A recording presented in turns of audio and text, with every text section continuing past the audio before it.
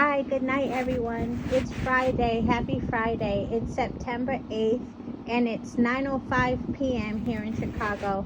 So I just wanted to share some track and field news. I think everyone has all of the boxing news covered for this weekend. Oh, you know what? I am going to touch real quickly on Jared Big Baby Anderson at the end.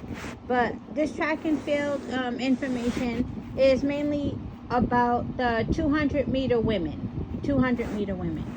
Okay, so in case you don't know, Shericka Jackson of Jamaica, she has been like blowing everybody away in the 200-meter. Like she's making it look super easy. So she's trying to break Flojo's world record. Now the thing is, personally, if I were Shericka, I wouldn't have told anyone. I would have just kept trying to do it. So now everybody's looking for her to do it, you know. But maybe that's motivation for her. But she ran today in Brussels. Today was another Diamond League in Brussels. And you know, Diamond League is like a series of competitions, and they're held mostly throughout Europe, but there's like, I think, one in China. The USA usually has one in Eugene, Oregon. As a matter of fact, that one is a week from tomorrow. The Diamond League in the USA is a week from tomorrow. And I think Morocco also, but usually most of the Diamond League is in all these, you know, cities in different parts of Europe. So today I think it was today, the Diamond League in Brussels, Shericka ran 10.48, right? And nobody's doing 10.4 anything. So she's like really, you know, doing her thing. Nobody's doing 10.4 anything. She did 10.48. Now she's trying to break Flojo's record, which I think, I'm trying to remember, 10.34 or 10.36. Now, that, to me, that doesn't sound like Shericka will definitely get there. It sounds like she could get there. But the thing is, when Shericka is running these like 10.48s and whatnot, you should see how easy she's making it look. So it makes you wonder, how much faster can she go, you know? So don't be surprised if she breaks it. I think she has a good chance. I'm not absolutely sure she'll break it, but she has a good chance. I don't think she should have made it known that she's trying to break it. Like, just break it, you know, but, you know, who am I? But it's funny because just last month, like literally just last month, when you think about the 200 meters, you were thinking about Shericka Jackson, you were thinking about Gabby Thomas, you were thinking about, you know, even Shelly-Ann and Sha'Carri, even though they are stronger in the 100. Here we are only a few weeks later, and really nobody can be mentioned with Shericka Jackson. Like, nobody's fucking with her right now with the 200 meter. So I'm waiting to see if she breaks Flojo's record, you know. A 10.48 she ran in Brussels, and again, she made that look like she was just getting to the store before it closed. She wasn't even running like really super. To me, she made it look like a breeze, and she was leaving everybody in the dust, and she was the only 10.4 anything. So I'm gonna leave a link in the comment section to her race, to Shericka's race.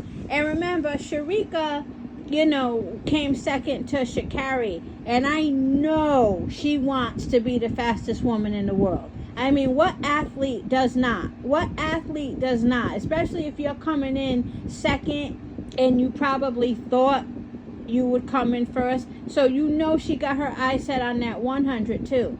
Then you have Elaine Thompson-Herah, one of my favorites, even though she's from Jamaica. She's trying to get better and better and better. Man, this Olympics next year is going to be crazy. Because Shelly-Ann, I'm sure this is going to be her last Olympics. She'll be 37. And I know she don't want to go out like no punk, you know. So Sha'Carri, who's just now getting to know her greatness, you know. Then you have Shericka, who I'm sure feels like she has so much more to prove because she was coming in third to Elaine and Shelly Ann for quite a while. Then she started coming in second. Then she started coming in first, you know. So you know she's super hungry. So you have Sha'Carri, who's realizing her greatness. You have Shericka, who is so freaking hungry, I'm sure.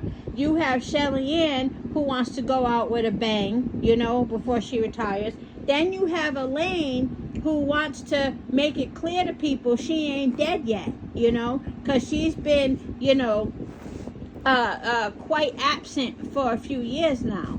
And she's an Olympic gold medalist, and she broke one of FloJo's Olympic records. So look at all this competition, man. It's crazy. Then you have Talu, who I'm sure she's so tired of coming in 4th and 5th place most of the time, you know. And so it's crazy, man. The Olympics is going to be off the chain. And I think it's in Paris. I've never been to Paris. It's really, I don't know if you guys have ever tried before, but it's very difficult to get, for me, my experience, it's very difficult to get tickets to certain events. Because when you try, they tell you, well, you know, the host nation gets preferential treatment. You're not French, so, you know, we got to look out for our French people first. And then you go and you pick the tickets you want, and you fake pay for the tickets. When I say fake pay, you enter your credit card information and everything, and then they send you 50 freaking reminders that you didn't really pay because you didn't get the ticket yet, and you probably won't. Like, they keep reminding you not to get your hopes up. Then after a while, I think it was after like a little over a week or so, maybe 2 weeks, they finally tell you you ain't getting a ticket. That's how it works.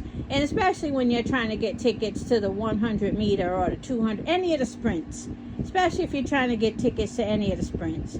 So I'm not even going to try to go because it's hard. The only reason I was able to go to Rio is because everybody was scared of Zika. Remember the Zika virus? The media had the whole world thinking that everyone is in Brazil, you know, running from mosquitoes and dropping dead in the streets. Trust me, everybody in Brazil was walking around in short sleeve shirts and shorts on and sandals. It's like, so that's why I got lucky in Brazil. But you know, if you have a connection to get good tickets in Paris, you know, best of luck to you. But it's hard because and then depending on what country you're trying to get tickets from, designate you to a certain website. Every country doesn't go to the same website unless they do things different now. But anyway, enough about that. Jared Big Baby Anderson, let's talk boxing for a minute.